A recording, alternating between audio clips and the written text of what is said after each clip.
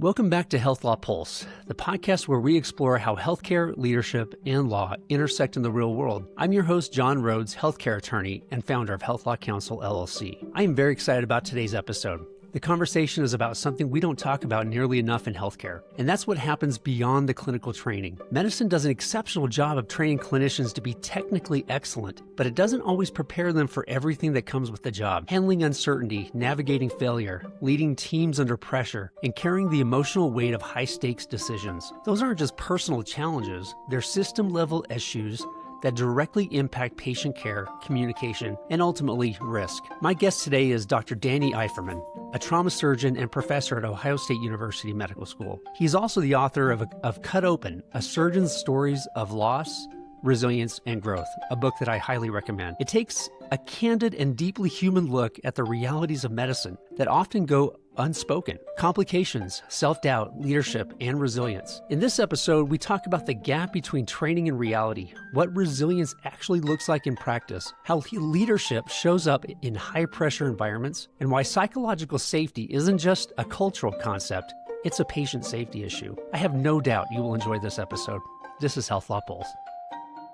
Okay, Dr. Eiferman, Danny, thank you for joining us on this episode of Health Law Pulse. Very, very honored, very privileged to have you join us today. Thanks for carving out some time. Thank you for having me. Absolutely. So, Danny, you're a practicing trauma critical care surgeon right now. You're also a professor at the Ohio State University Wexner Medical Center. But also importantly, and we're going to dive into some of the topics here. I know you are an expert in this area, and I'm very, very interested in hearing what you have to say. You've recently written a book called Cut Open, and it's about your personal story, but also the stories that you've sort of built along the way in terms of loss, loss, resilience, and growth within the practice of medicine. So very much looking forward to hearing more about that.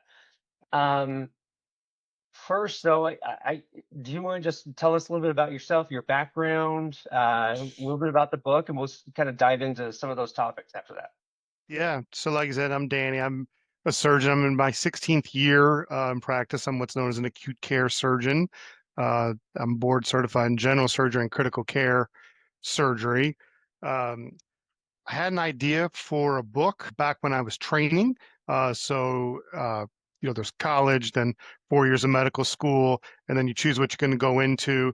I chose to go in surgery, which is 5 clinical years. And around that time, I read Atul Gawande's book, Complications, which I'm not sure if you're aware of or not, but it was a fantastic book. And I found my notes the other day. I think during my third or fourth year of residency, I scribbled down some notes that I was going to write a book someday.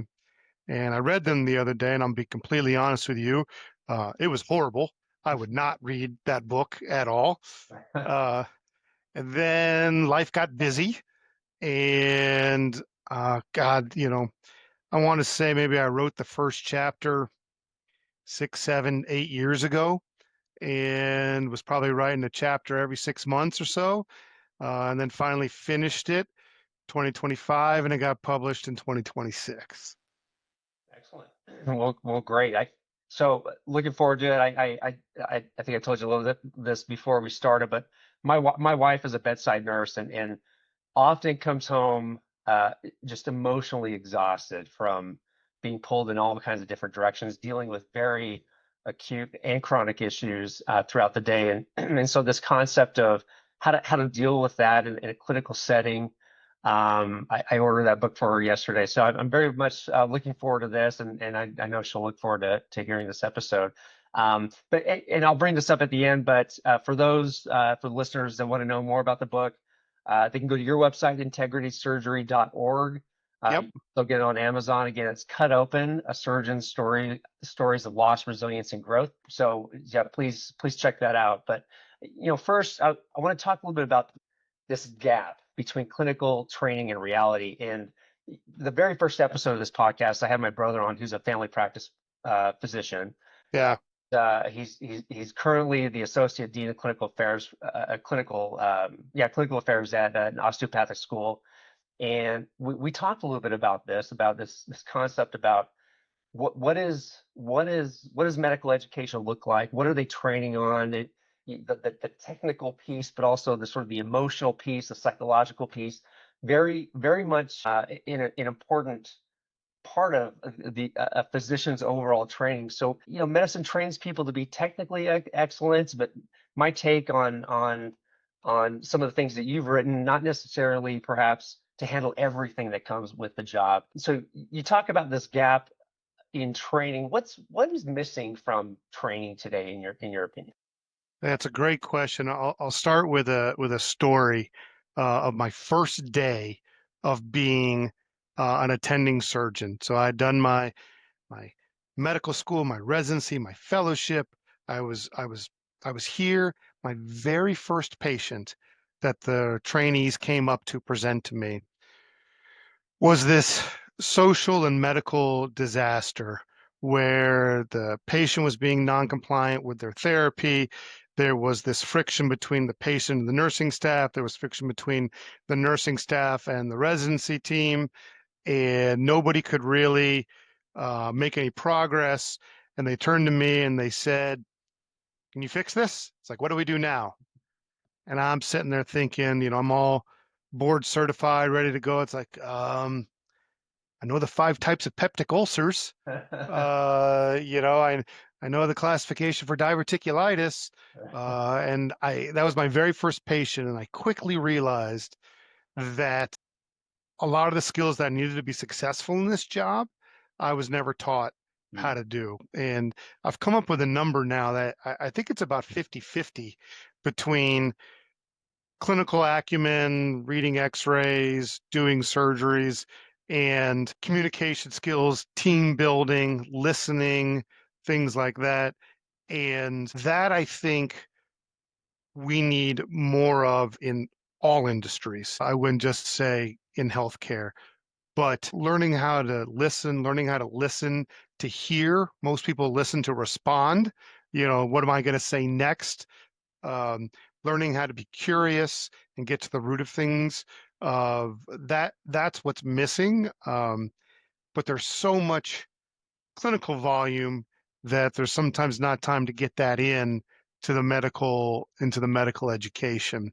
And so that's my answer for you of what we need more of. Yeah, that is really great. So those non-clinical skills, like you said, being like listening, kind of understanding the situational awareness. Is that fair? Like understanding what is Okay. going on around you. Uh, So yeah. yeah, there's a great article that I read one time. I think it was in Scientific American. And I put this in the book. It is, what's the number one trait associated with being a great healthcare provider? And, you can guess different things, but the answer was curiosity. Mm, And if you think about that, when you go in and you say, you know, what is it that's bothering you, or tell me more about that, or where does it hurt? You're demonstrating your curiosity. And what you're doing when you do that is you're saying, the most important thing that I have, this is chapter 2 of my book, by the way. It starts off with, what's the most important thing that you have, is your time. I believe that time is the most important thing that you have. sure. And when I go and I say, tell me more about that, you know, tell me more, what I'm doing is saying, whatever's going on with you, you are worthy of my most precious asset Mm. right now is my time.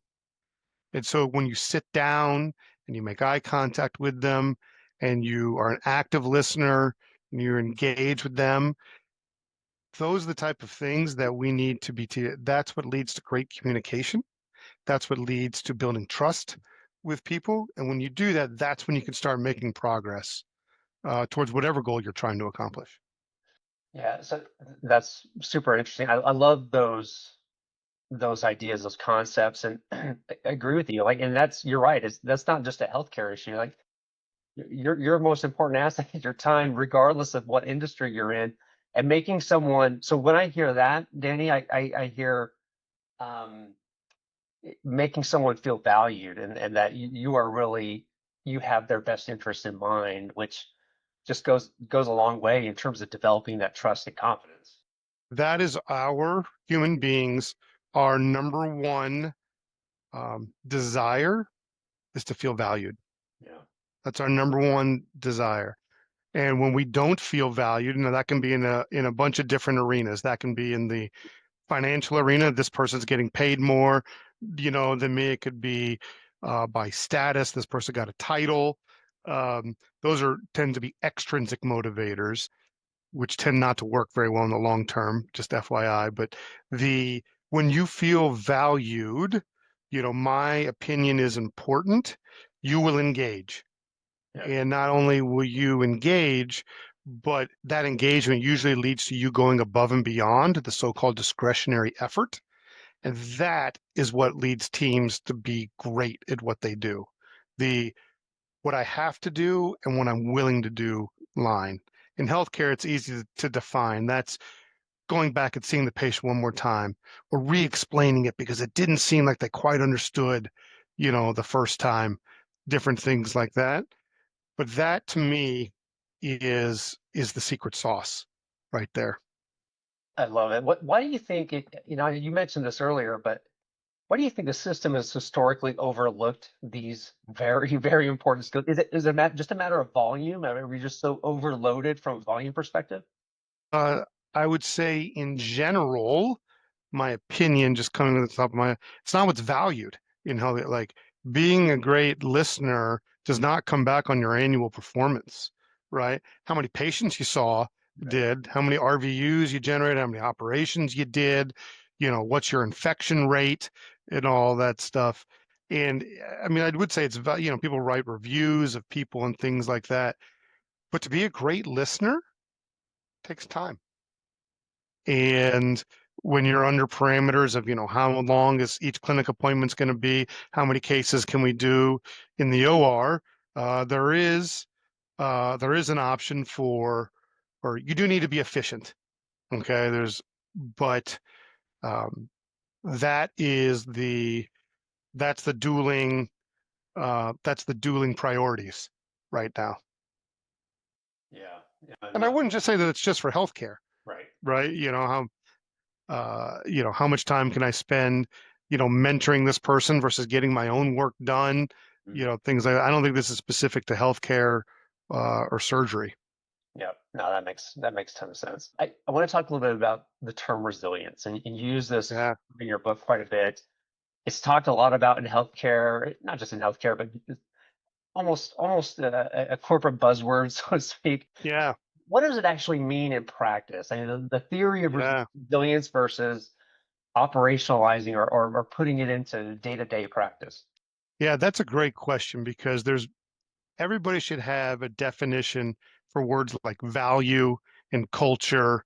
I think resilience is another word. You should be able to define that like this. Resilience, to me, I have this graph that I show when I give a talk called There's No Crying in Surgery, which is a spoof on the There's No Crying in baseball, to try to help people build resilience. And that is you're functioning at this level right here. Something bad happens, you are now functioning at this level right here. Okay. If you Mhm. don't get back to your baseline level, we call that PTSD, suffering, whatever. If you get back to the level of functioning that you were at after bad thing happened, that's resilience. What's talked about less, that I'm going to get a shameless plug in here for, Yeah. is actually functioning at a higher level after that bad thing X happens. And that's known as PTG, which is post traumatic growth. Almost everybody knows what PTSD is, post traumatic stress disorder. And we've seen that we use words like burnout in severe cases. We see it with addiction and mental health problems. But it's actually not just about being resilience. If you notice the subtitle of my book, Mhm. it's about loss, resilience, and growth. How am I going to get better from this?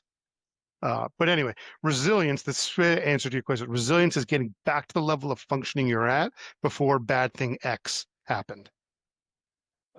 I love that. I love the concept of PTG, post-traumatic growth. It makes me think, Danny, of I listen to a number of sports podcasts, and they're always talking about, okay, when you're evaluating sports talent, let's just say quarterback. I don't care what you do after you throw a great touchdown. I care Yeah, what you do after you throw a pick six, right? yeah. How do you react to that? How do you react to that adversity? Do you pick yourself back up and do you learn from it and do you get better because of it? It sounds like the same concept. Uh, it- do you are you able to learn from that? Are you just going to kick yourself while you're down and just not progress or grow? Is that it's sort of the same concept? You can use that. You can use. I love sports as well, and we could spend the next 45 minutes, talking college basketball, which is my love, if you want to.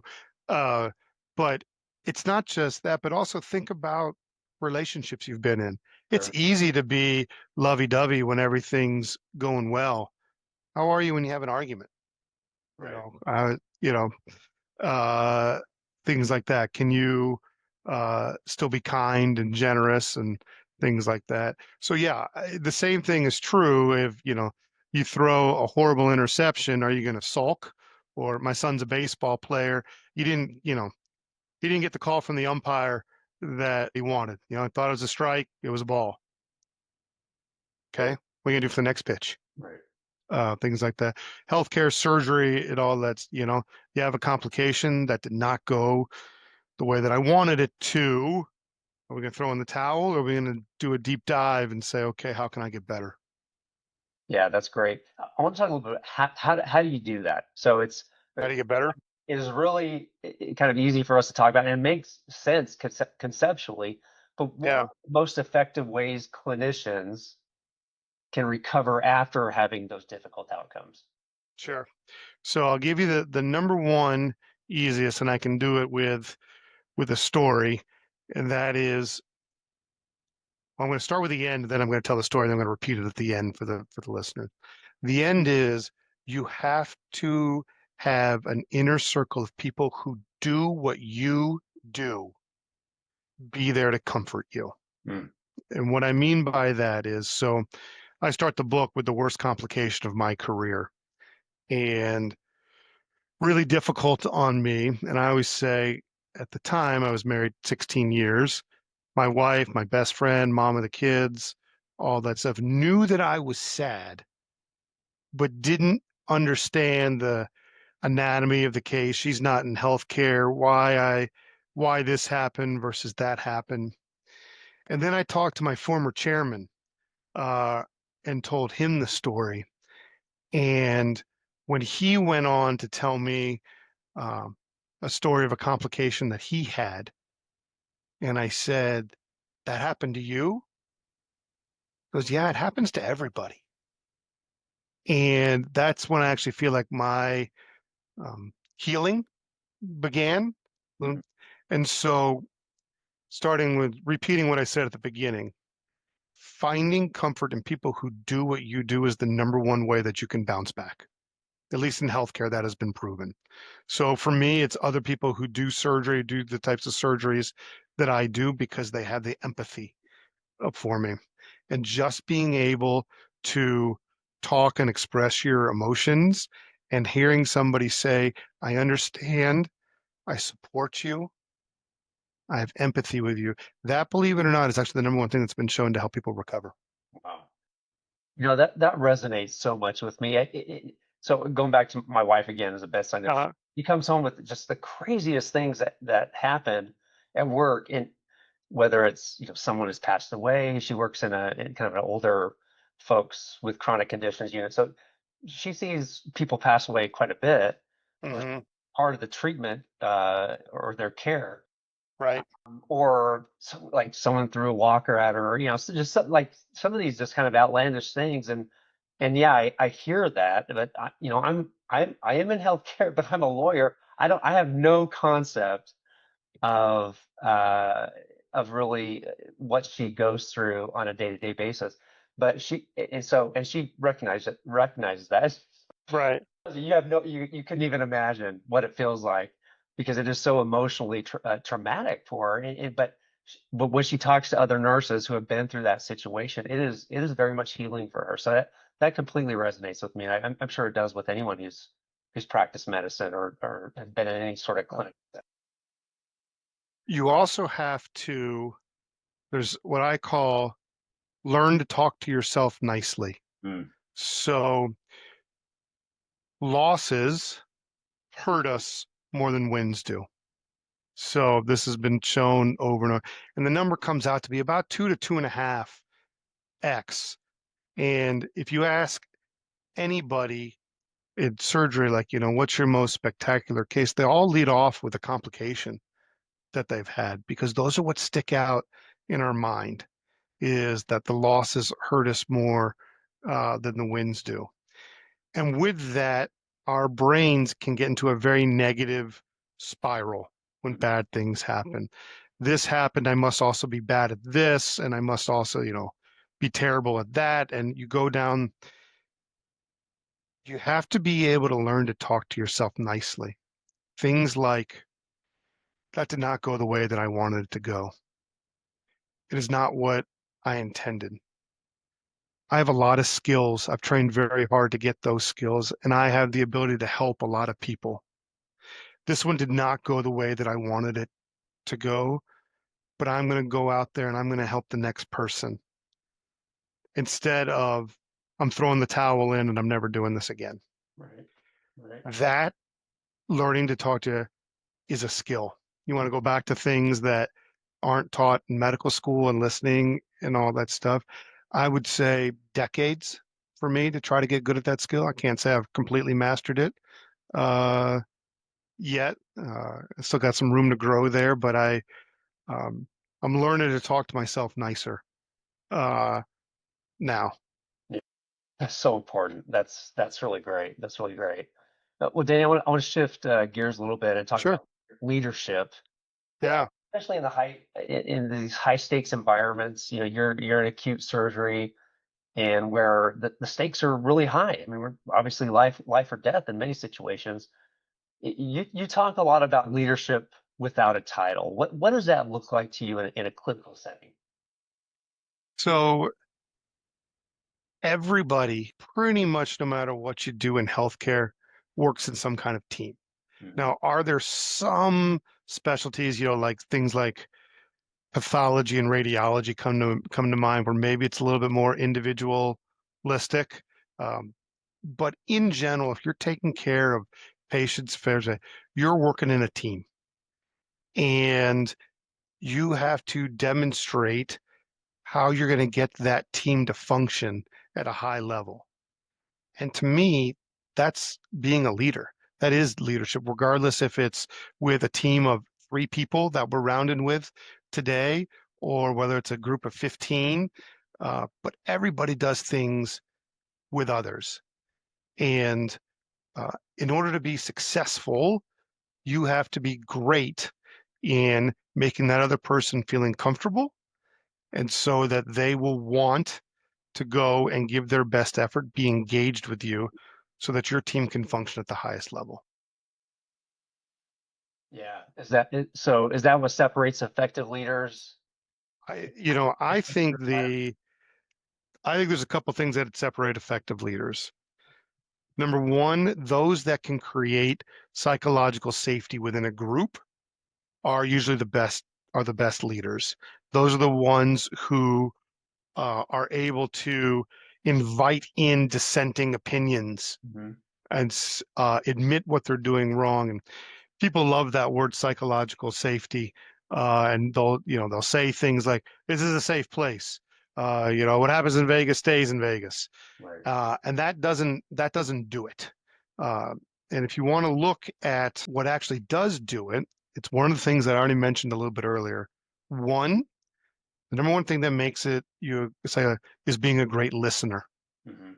Okay, not talking but listening. They use the term ostentatious listening. I'm saying back to you the last 2 or 3 things that you did. I'm making eye contact with you. I'm nodding my head, things like that. Because again, when I'm listening, I'm saying, you are worthy of my most important thing that I have right now, and I value your input. 2, the other thing that's been shown to make teams safe is when everybody in a group participates about an equal amount. They call that in quality and conversational turn taking. that grows psychological safety because you're telling each member of the team, I value what you bring to the table. And so that's one of the biggest things that I feel like um, I can do as a leader in a team. I'll give you an example on rounds. A lot of times I'll ask a question, should we give this person a blood transfusion or should we take the breathing tube out? It's like, let's vote on it. Okay. Everybody has to vote, Mhm. you know, and then afterwards we're going to adjust, why do you think that we should stop antibiotics? Why do you think that we should not feed them today and all that stuff? And then everybody gets to participate. So that I think is one of the biggest things that great leaders do. They're great listeners and they engage everybody.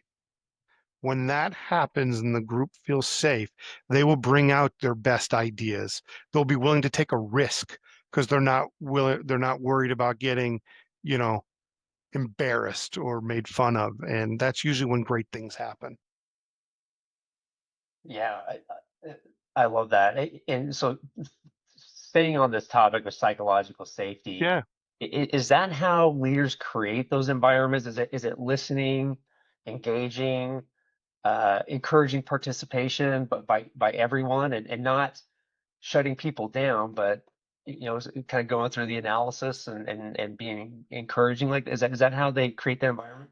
I would say yes. They say the best leaders are the ones that have multiple leadership styles, and there's some great work out there on the different leadership styles. And there's 6 of them, at least the ones in a course that I teach that talk about. 3 are resident styles. People are attracted to them, and one of them is a dissonant style. Mm. Um, Resident styles are things that people who are described as visionaries, coaches, democratic leaders. Dissonant styles tend to be things people who are pace setters or direct, just follow me and do what I say. In order to be effective as a leader, they say the ratio has to be 3R to 1D. You have to be really good at 3 resonant styles, but you do have to have 1 dissonant style. Mm. Because there are times I tell people in surgery, when I get into a bad case, that is not the time to be asking everybody's opinion. How you doing? Are you growing right now? It's like, listen, I'm captain of the ship, put your finger right here and we're going to do this, my way. There is a time for that, Sure. but you also have to be able to meet and see where your teams are and use that leadership style. Maybe one person wants to be coach. Maybe one person needs to be inspired by a visionary. Maybe one person wants it to be more democratic or participative. If you can do that, then people felt heard or felt or seen, and then you're valued. And when you feel valued, that's our core thing that we need. Mm. I love that. And just to kind of go off of that, and when that environment exists, people feel safe. They're psychologically safe. They feel valued. There's an environment of listening and engaging and participation. I suspect that leads to better patient outcomes, better patient safety, right, and an overall better quality environment for patients. Absolutely. And I'll throw one more in there. It's way more fun. Yeah, yeah, yeah. It's fun working in a team like this. I got this, you go there, ready, team on 3. Uh, and it's great, but everybody benefits. Everybody wins in that situation. Yeah, that's so important, and I think it's important for people to take away from that. What I'm taking away is that it is important for fun. It is important to have an engaged environment, and it's not a healthcare specific thing. We all love being in engaged environments where we feel valued, but the fact that it results in better patient outcomes and higher quality of care is critical, which again is at the top of reasons why it's so important to take these concepts that you're writing about and we're discussing here and putting them into our day-to-day practice. So very important. Well, I want to look to the future a little bit. I want to be a little. Let's talk about the future of healthcare care culture. Do you think the culture of healthcare is changing in a meaningful way? We've talked about some of the problems, some of the the gaps in medical education. What does the future of healthcare culture look like to you? So I'm going to delve into something that I know almost nothing about, and you hear it everywhere, but I think it's what the field. I don't know where AI is going Hmm. in medicine right now. And I have a worry. Some people say, I, my worry is that it's going to depersonalize things. I mean, I've even read things that maybe a bot could take all your symptoms and diagnose you with, strep throat, and you never talk to a person. I've also heard I'm going to get all this time back because AI is going to do my charting, do my billing, order your test, and I could spend more time talking with you on the things that matter. And I've heard some pretty interesting things in terms of what I think that's where we're going is trying to get the menial things or the things that, all the things that have to be in a note to make sure it gets billed at the highest or that your compliance. I mean, you're in compliance with different things like that. What Right. if some of that could get cut out to get you your time back? Yeah. Doing, I hope that that's where we're going. Uh, and whether that even be, I think of fields like radiology and pathology, where, I mean, could AI read an X-ray or read a slide better than a human could? I don't know. Does that allow that doctor to then go work on research or something else cutting edge or train somebody? I hope that's where it's going. But I am so far out of what I know, but that seems to be what's dominating, at least what I'm seeing in like conferences that we go to and things like that. Yeah, it's definitely dominating my legal practice. Sure. Something that comes up all the time. And so, Dan, I really like what you said because we started this discussion by talking about, okay, well, why is there that gap in medical education, gap in leadership styles, and we talk about how conceptually these are all great and they lead to better team environment, better patient outcomes, and hopefully you're right, and that is that AI comes in and changes the culture in a way that it relieves clinicians from the kind of the administrative burden of doing some of those things that allows them to close that gap and spend more time with the patient and help them feel valued and fully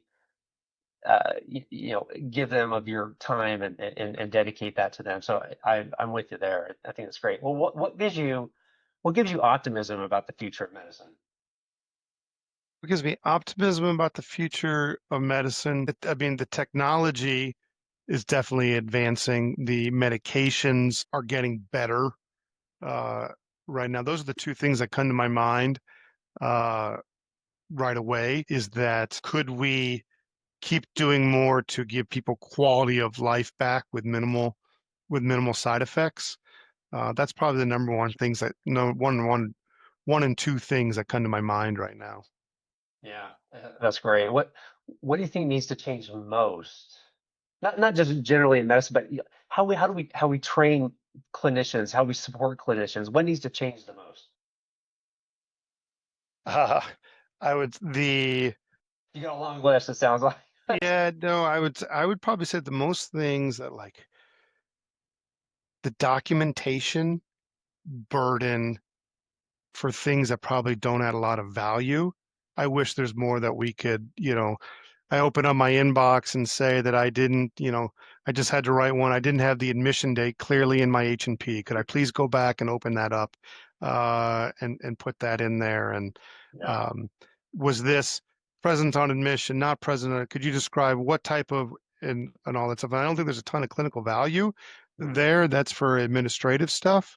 I do wish that we could clean that up a little bit because um, remember I told you earlier, everybody should have definitions of things. Right. One of the things that I like the best is the word value. that's thrown out there a lot. Value to me is outcomes over cost. So the only way to increase value, you can do one of two things. You can increase the numerator, right? The outcome gets better, or I can decrease the denominator. I can lower the cost. Now, cost doesn't always have to be financial dollars. It could be things like time and things like that. So non-value add things are things that either decrease the outcomes or increase the cost, and value added things are the other way around.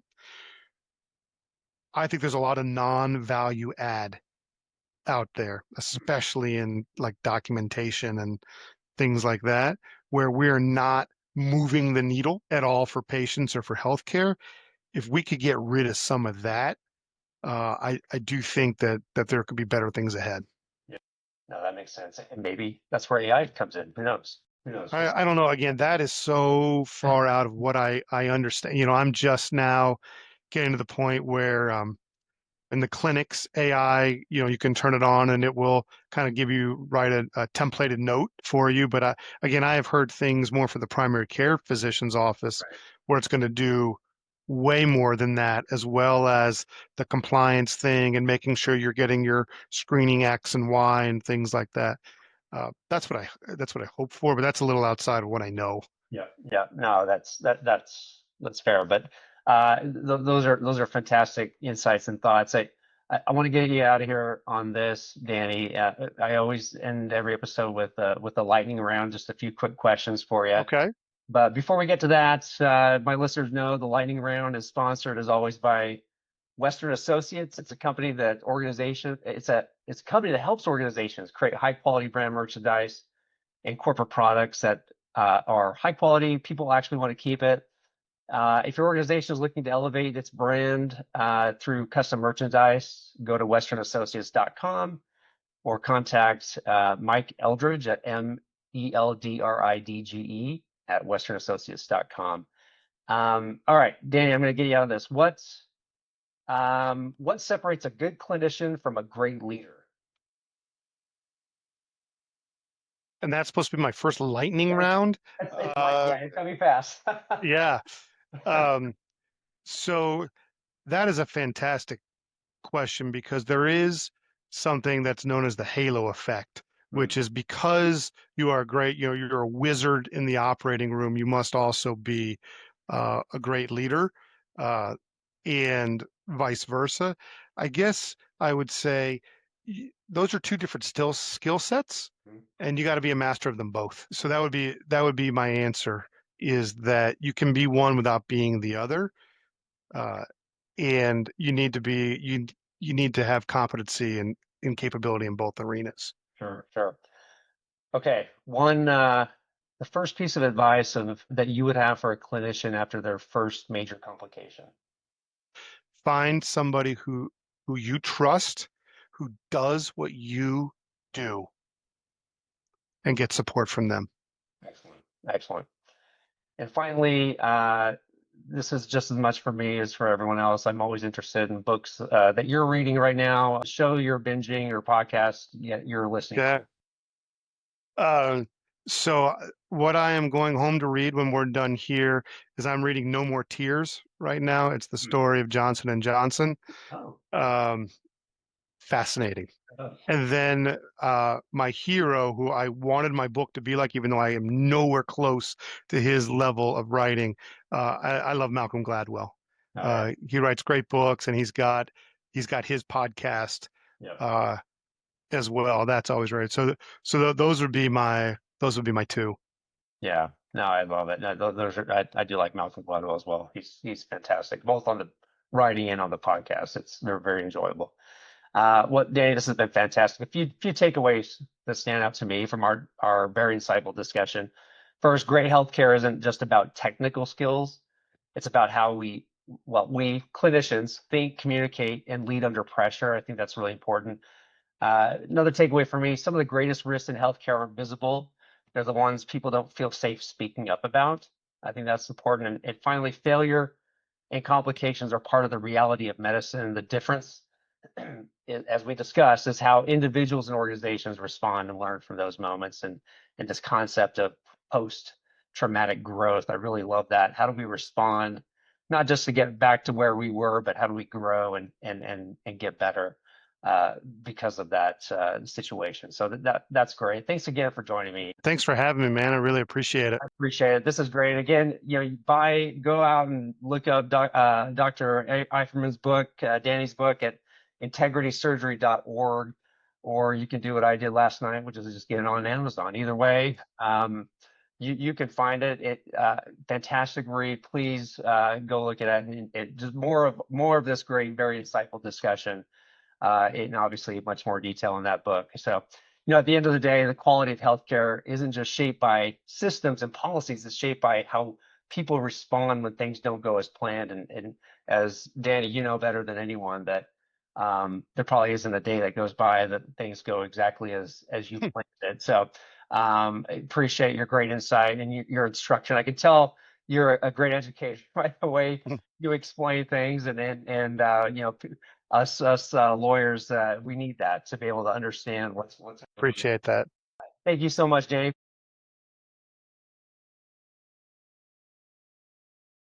I want to thank Dr. Eiferman for joining me today, engaging in this very important and interesting topic. A few takeaways that stand out to me. First, great healthcare isn't just about technical skill. It's about how clinicians think, communicate, and lead under pressure. Second, some of the greatest risks in healthcare aren't visible. They're the ones people don't feel safe speaking up about. And third, failure and complications aren't exceptions in medicine. They're part of the reality. What matters is how individuals and organizations respond and learn from those moments. If you found this conversation valuable, I'd highly recommend Dr. Eiferman's book, Cut Open, which explores these themes in a much deeper and more personal way. You can find it at his website at integritysurgery.org or on Amazon. We'll include a link in the episode description. At the end of the day, the quality of healthcare isn't just shaped by systems and policies. It's shaped by how people respond when things don't go as planned. I want to thank all of you for tuning in to Health Law Pulse. If you enjoyed today's episode, please do me a huge favor and subscribe, leave a review, share with a friend. We are on YouTube, Spotify, and Apple Podcasts. You can also find links to these episodes on my website at www.healthlawcounsel.com. We'll be back soon with more conversations at the intersection of healthcare, law, technology, and leadership. Take care.